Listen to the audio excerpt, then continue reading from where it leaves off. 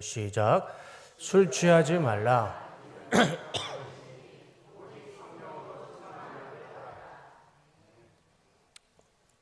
저 구절 때문에 많은 오해가 생긴 것 같습니다. 무슨 오해가 생기냐면, 봐라, 성경은 술 취하지 말라고 그랬지 언제 술 마시지 말라고 그랬느냐. 술 마셔도 된다. 많이 들어보셨죠? 예. 자의적으로 해석을 합니다. 차라리 술을 마시지 말라라고 했으면 그런 논란이 없는데, 술 취하지 말라라고 기록을 해놓으셔서 좀 애매한 해석이 돼요.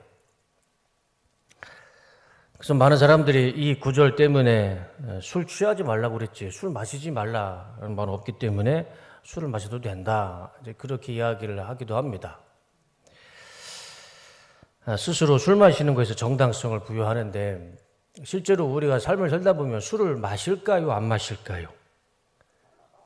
혹시 이 자리에 계신 분 중에 나는 지금까지 단 한 방울도 하늘에 맹세코 술을 마신 적이 없다, 손 한번 들어보세요. 한 분 계시네요. 근데 우리가 보시면 술 자주 마시기보다는 술을 많이 먹죠. 저 술떡하고 무슨 떡이죠? 그 조그만한 기장떡, 거기에 술 들어가지 않나요? 예. 술떡하고 저하고 저희 아내가 그 술떡 참 좋아해요. 술을 좋아하는 게 아니고 술떡을 잘 먹습니다. 기장떡에도 술이 들어가요.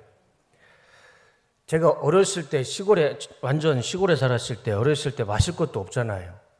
그러면 할아버지 할머니가 뭘 음료수를 주시냐면 막걸리에다가 설탕을 타주세요. 엄청 맛있습니다. 드셔보신 적 있으시죠? 저는 어렸을 때부터 막걸리를 마신 사람입니다. 어렸을 때는 진짜 마실 게 없었잖아요, 시골에. 그럼 할아버지가 이렇게 탁조 이렇게 받아오시면 설탕을 타서 좀 주시면 그게 왜 그렇게 맛있는지 동네 애들하고 이제 그걸 마시고 얼굴 빨갛게 돌아다닌 적이 기억이 있어요. 우리가 알게 모르게 술을 마십니다. 가끔씩 아내가 이제 제가 저녁 시간이 되면 아내가 전화가 와요. 그러면 저한테 소주를 사오라고 부탁을 해요. 빨간색 뚜껑에 소주를 사오랍니다. 그러면은 저는 편의점에 가서 두렵고 떨리는 마음으로 소주를 사요. 이거를 검은색 봉투에다가 꼭 담아야지, 흰색 봉투에 잡았다가는 우리 성도님들이 만나면 오해하실 것 같아서 검은색 봉투를 꼭 달라고 그럽니다. 왜 맥주를 사오라고 하냐면, 그날은 어김없이 이제 수육을 하는데 그 고기를 이제 삶을 때 돼지고기 잡내를 제거하려고 소주를 넣나 봐요. 그래서 그 고기에 소주가 이제 스며들어서 그때도 술을 먹게 되고 포도주도 먹게 되고, 우리가 알게 모르게 술을 마십니다. 그러면 우리가 읽었던 본문의 말씀, 술 취하지 말라, 우리는 저 말씀을 지키지 않아요. 저도 지키지 못하고 사는 거죠. 지난주 화요일 날인가요? 저희가 사역제 회의를 하는데 5층에 우리 벤츠에 스텔라인가요? 흰색 벤츠가 있잖아요. 그걸 이주원 목사가 딱 보더니 저거 맥주 회사인데, 그걸 딱 알더라고요. 근데 내가 물어봤어요. 저는 몰랐거든요. 이거 어떻게 알았느냐? 그랬더니 자기가 수요 예배 끝나고 금요초라 끝나고 집에 가서 시원하게 맥주 한 잔 마시고 간답니다.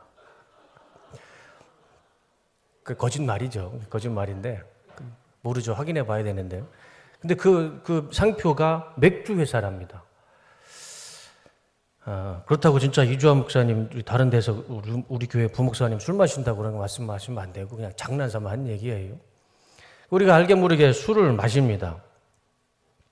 그런데 이 말씀은 참 이 기준이 애매하죠. 술 취하지 말라, 방탕한 것이다. 그런데 우리는 실제적으로 지금 우리도 알게 모르게 술을 마시면서 살고 있어요. 술을 먹으면서 살고 있습니다. 이 말씀을 우리가 어떻게 해석을 해야 되는가? 이 말씀을 우리가 술을 마신다, 안 마신다로 생각하면요, 이건 한두 끝도 없습니다. 닭이 먼저냐, 계란이 먼저냐입니다. 이 말씀의 본질적인 의미를 찾아볼 수가 없어요. 마시느냐 마시지 않느냐, 물론 그 의미도 중요하지만 더 중요한 것은요, 술 취하지 말라, 이 말씀은 더 영적인 의미로 생각해 보면 이것은 우상 숭배와 연결이 됩니다. 술 취하지 말라, 이거는 우상 숭배하지 말라라고 연결이 되는 겁니다.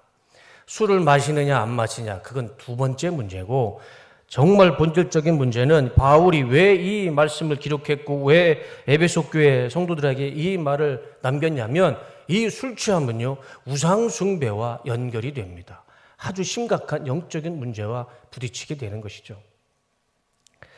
그러면 왜 이 술 취함과 우상 숭배가 연결이 되고 이것이 왜 술 취함이 우상 숭배의 의미가 될까? 그것을 말씀을 드리고 설교를 마치고자 합니다. 작년에 우리 수요 예배 시간에 우리가 요한계시록을 전체를 보았죠. 1장부터 22장까지. 그런데 요한계시록 우리 앞부분에 는 요한이 초대교회 7교회에 하나님의 말씀을 보내는 서신이 나옵니다. 그래서 터키의 서쪽에 있는 그 지역이 소아시아 지역이고 소아시아에는 7교회가 있었죠. 그 교회 중에 하나가 바로 이 에베소 교회였습니다. 그런데 작년에 기억을 되살려 보시면 아마 기억이 나실 겁니다. 이 에베소 지역에는 특별한 신이 있었어요. 이 에베소 교회 사람들만 아주 절대적인 신으로 믿는 특별한 신이 하나가 있었습니다. 그 신이 바로 디오니소스였어요. 로마 그리스 신화의 최고의 신이 제우스죠. 그 제우스 신전도 있었고 에베소 지역에 살고 있는 사람들이 특별하게 자기들의 신으로 믿는 신이 디오소스라는 이 신이 있었습니다. 근데 이 신은 어떤 신이냐면 그림을 보시면 아시겠지만 어떤 신일까요? 술의 신입니다. 술의 신, 포도주의 신.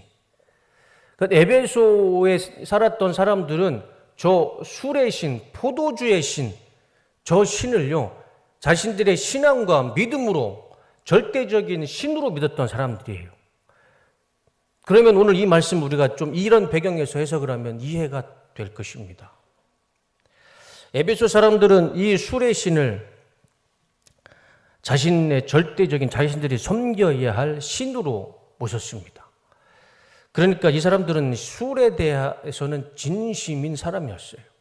그러니까 우리가 그냥 술 한잔 마시는 것이 아니고 그들에게 술 한잔 마시는 것은 이 자신들이 믿는 신을 경배하는 행위인 거죠. 술을 마시는 것과 술에 취한다는 것은 이 에베소 사람들은 아주 일상이었고 당연한 것이었습니다. 어쩌면 그들은 술을 마시고 술에 취하는 것은 종교의식을 그대로 순종하는 것이기 때문에 우리에게는 방탕할 수도 있겠지만 그들에게는 거룩한 모습이라고 생각할 수도 있었을 겁니다. 왜냐하면 그들이 믿는 신이 이 술의 신이었기 때문에. 그래서 실제로 에베소는 포도주의 신, 술의 신의 축제가 있었고 그 축제가 이 에베소 지역에 아직도 이 술의 축제를 하고 있습니다. 그 역사가 아직도 남아있어요.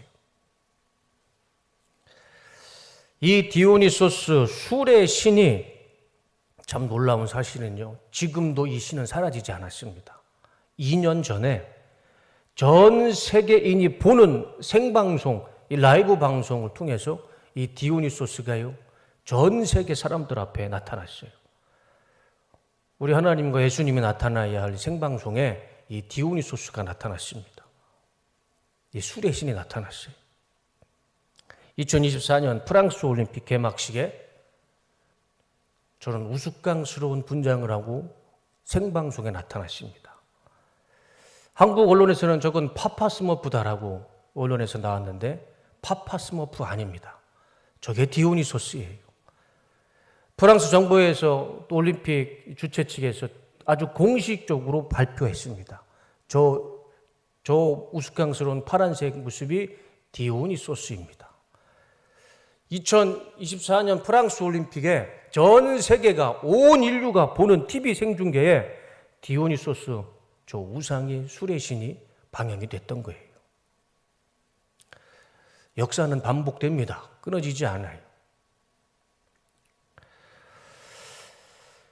그리고 저 퍼포먼스의 의미를 설명해 주는데 맨 앞에는 디오니소스 술의 신이 앉아서 술을 마시는 모습을 하고 있죠.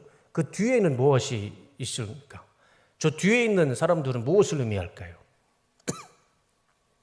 풍채 좋은 여자가 가운데 한 명 서 있고 뒤에 막 광명이 비치죠. 그리고 옆에 사람들이 있습니다. 저게 예수님과 12제자 최후의 만찬을 저렇게 이미지 시켰던 겁니다. 그런데 보시면 예수님은 남자셨죠. 근데 예수님을 여자로 표현했고요. 제자들이 예수님의 12제자 중에 여자는 한 명도 없었습니다. 그런데 남자도 있고 여자도 있어요. 그런데 남자 중에는 잘 보시면 여장 남자를 한 제자도 있어요. 그러면 저것은 무엇을 의미하냐면 예수님이 여자고 예수님의 제자들도 남자도 있고 여자도 있고 또 뭐가 있습니까? 동성애자도 있는 거예요. 그래서 프랑스 올림픽에 가장 문제가 됐던 게 뭐죠? 젠더를 없애버렸어요. 동성애자, 또 성전환한 사람이 여자의 권투, 복싱에서 금메달 땄지 않습니까? 그거를 상징적으로 개막식 때 보여준 거예요. 완전히 기독교의 모든 교리, 모든 역사, 모든 성경의 말씀을 다 무너뜨렸습니다. 조롱한 거죠. 기독교를 조롱한 거예요. 예수님을 조롱한 거예요. 예수님 앞에 디오니소스가 저렇게 버젓이 누워 있습니다. 술의 신, 방탕의 신. 그거를 전 세계 올림픽 지켜보는 전 세계가 저것을 보았어요. 로마 교황청에서 항의를 합니다. 프랑스 카톨릭 교회에서 항의를 해요. 근데 뭐 이미 지나간 거 항의해봐야 의미가 없죠. 그런데 우리 한국교회와 언론은 아직도 저것은 파파스머프다 라고 얘기를 합니다. 그게 파파스머프가 아니에요. 심각한 영적인 문제입니다. 하나님의 영광이, 하나님의 이름이 망령되이 일컬어진 게 2024년 올림픽이었습니다. 프랑스 올림픽이었어요. 1절에도 제가 말씀을 드렸지만 세상은 단 하나도요, 한 발짝도 변하지 않았습니다. 사람과 세상의 본성은요, 하나도 변하지 않았어요. 오늘 우리가 읽었던 에베소, 2000년 전에 에베소에 살았던 사람들의 그들의 세계관이나 그들이 믿었던 우상이나 2000년이 지난 2024년 인류에는 똑같은 이 디오니소스가 전 세계 생방송을 통해서 우상을 보여줍니다. 우상이 나타나요.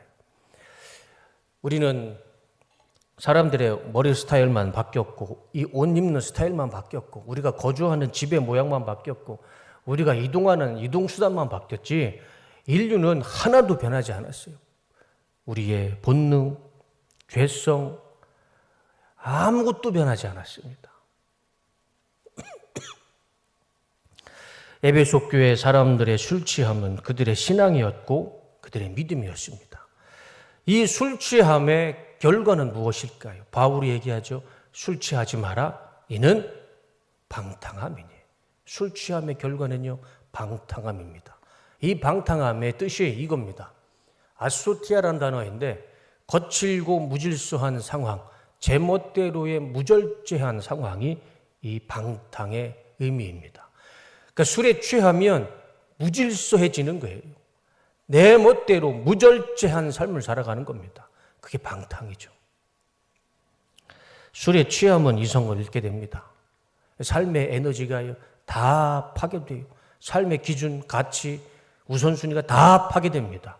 술 취한 사람들 아시잖아요. 그것이 방탕함이죠. 뉴스나 또 신문에 보면 이 교통사고, 사망사건, 살인사건에 가장 많이 연결되어 있는 단어가 나와요. 뭐죠? 이 음주운전 혹은 술에 취한 심신미약 살인사건. 술을 마시면 사고가 나요. 사람을 죽이기도 하고 살인을 하기도 합니다. 그런데 우리나라는 참 이 술 취함에 관대한 나라인 것 같습니다. 술에 취한 살인은 심신미약이라고 오히려 형을 감형을 시켜줘요. 더 2배, 3배로 더 형을 주는 게 아니고요. 술에 취해서 심신미약에 사람을 죽였기 때문에 형을 깎아주는 참 이상한 논리가 있어요. 술 취함은 우상숭배입니다. 생각해 보시면요. 술에 취한다는 거는요. 이 지배권의 문제입니다. 주권의 문제예요. 술에 취한 자는 술에 의해서 지배를 당합니다. 내 주권이 술에 의해서 내 주권이 그쪽으로 술에 의해서 지배를 당합니다. 술에 취하면 내 삶의 주인이 내가 아니죠. 하나님도 아닙니다. 술에 취한 자의 주인은요, 술이 됩니다. 술 취함은 그냥 술을 마시고 안 마시는 거의 문제가 아니고 그 술을 취한 자의 이 지배권과 주권이 이 술에게 넘어갑니다. 술을 의지하게 돼요. 그게 당연히 우상숭배가 되는 것이죠. 우상숭배의 끝은 무엇입니까? 내 마음대로 내 절제 없이 살아가는 거예요. 방탕인 것이죠. 요즘 TV 프로그램이나 유튜브 개인 방송, 드라마에 보면 술에 관한 주제를 가지고 많이 콘텐츠를 만드는 것 같아요. 저는 참 조심스럽습니다. 우리 연예인들이 더 앞장서서 술을 홍보하는 것 같아요. 마약과 술을 비교해 보면 공통점이 있습니다. 둘 다 중독이 돼요. 그리고 그 끝은 방탕입니다. 마약이 됐든 술이 됐든 중독이 되고 방탕이 돼요. 그런데 우리 한국 사회에는 마약은 막 거부하는데 술은 권장하는 사회예요. 결과는 똑같은데. 참 이상하죠. 왜 우리나라가 이렇게 술을 권하고 술에 대해서 관대해서 술을 취해서 심신미약으로 살인까지 하면 용서해 주는 나라가 됐는지 참 이해할 수가 없는 그런 형국이죠. 우리 한국 교회가 싸워야 할 것이 이 차별금지법도 싸워야 되지만 이 술문화도요. 우리 한국 교회가 앞장서서 이건 또 싸워야 할 영적인 싸움입니다. 탈무드에 보면 이 술의 기원에 대한 이야기가 나와요. 뭐 지혜서이기 때문에 성경에는 뭐 이렇게 말씀은 없지만 유대인들은 이 술의 기원을 이렇게 설명합니다. 노아가 이제 홍수를 만나서 이 배가 아라랏산 터키에 있는 아라랏산 정상에 딱 정착을 하고 땅이 말랐어요. 그래서 처음으로 심은 나무가 무엇이죠? 포도나무였어요. 성경에 보면 포도나무를 먼저 심습니다. 그래서 첫 열매를 수확을 해서 뭘 만드냐면 포도주를 만들어요. 오랜만에 이제 땅에서 얻은 수확이니 얼마나 기분이 좋았겠습니까? 그래서 노아가 그 술을 아주 실컷 마시죠. 그래서 술에 취합니다. 그래서 술에 취해서 자기 천막에 가서 잠을 자는데 그냥 자는 게 아니고 다 벗고 자요. 하체까지 다 벗고 잡니다. 그 모습을 아들 함이 보죠.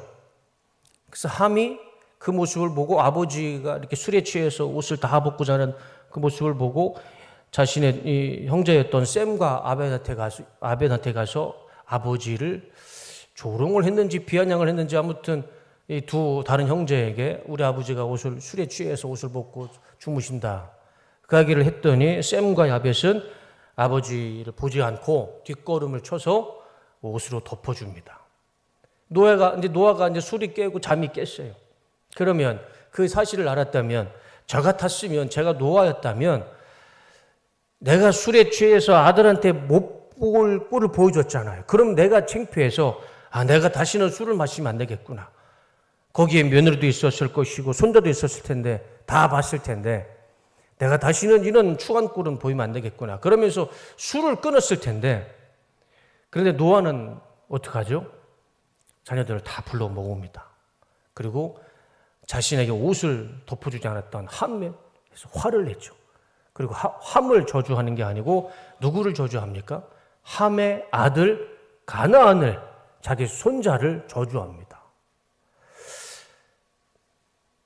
아버지가 할아버지에게 자기 아들을 저주하는데 그 저주가요 이런 저주입니다. 너는 형제들의 노예가 되고 종이 될 것이다. 아버지 입장에서 함 입장에서 내 아들이 형제의 종이 되고 노예가 된다는 게 얼마나 끔찍한 저주겠습니까? 그러니까 노아는 자기가 술에 취하고 옷을 벗고 그런 추태를 보였음에도 자기의 반성은 없고 오히려 그것을 얘기했던 함의 아들, 함의 손자 아무 상관없는 그냥 아이들하고 친척들하고 강아지하고 놀았던 손자 가나안을 저주해서 종이 되고 노예를 만들어 버립니다. 술에 취하면 그 결과가 좋지가 않아요. 뭐가 됐든. 노아도 그렇지만 또 술 취한 역사가 또 있죠. 롯이죠. 소돔과 고모라 아시죠? 두 딸하고 도망갑니다. 그리고 두 딸이 아버지의 술을 먹이고 동침을 해요. 그게 모압과 암몬의 족속이 됩니다. 그러니까 술에 취하면 뭐가 됐든 좋은 게 하나도 없어요. 그 끝은 그냥 방탕입니다. 이런 방탕함의 결과를 만든 술을 탈무드는 이렇게 설명합니다. 노아가 포도나무를 심을 때 사탄이 몰래 가서 4가지 피를 이 포도나무에 거름으로 뿌려줍니다. 첫 번째 피가 이 양의 피, 두 번째 사자의 피, 세 번째 원숭이 피, 네 번째는 돼지 피. 그러니까 노아가 포도나무를 심어놓는데 몰래 가서 이 4종류의 동물의 피를 거름으로 뿌려줬다고 합니다. 그래서 그 열매를 술로 만들어서 마시는 포도주를 마시는 사람은 이렇게 변한답니다. 첫 번째, 아무리 거친 사람도 술 몇 잔 마시면 양처럼 순해진답니다. 양의 피를 뿌렸기 때문에. 그런데 양처럼 순해진 사람이 또 술을 더 마시게 되면 사자의 피를 마셨기 때문에 굉장히 거칠어진답니다. 그리고 그 거칠어진 사람이 더 술을 마시게 되면 이제 거칠어진 것을 벗어나서 원숭이처럼 막 춤을 추고 돌아다닌답니다. 그리고 그 원숭이처럼 춤을 추고 다니는 사람이 더 술을 마시면 내가 사람인지 돼지가 사람인지 모르게 돼지처럼 지저분한 곳에서 아무 데서나 가서 잠을 자고 아무 데서나 가서 누우게 된답니다. 4가지 짐승의 피를 포도주 거름으로 줘서 술 마시는 사람이 이런 과정을 거치게 된다. 이것이 바로 이 탈무드에 나오는 술의 기원이라고 합니다. 어느 정도는 일리가 있는 말인 것 같습니다. 바울은 이 술 취함을 대적하고 우상 숭배를 이기기 위해서, 이 술 취함의 우상 숭배를 이기기 위해서 이렇게 하라 말씀하죠. 다 같이 한번 읽어보겠습니다. 시작. 술 취하지 말라.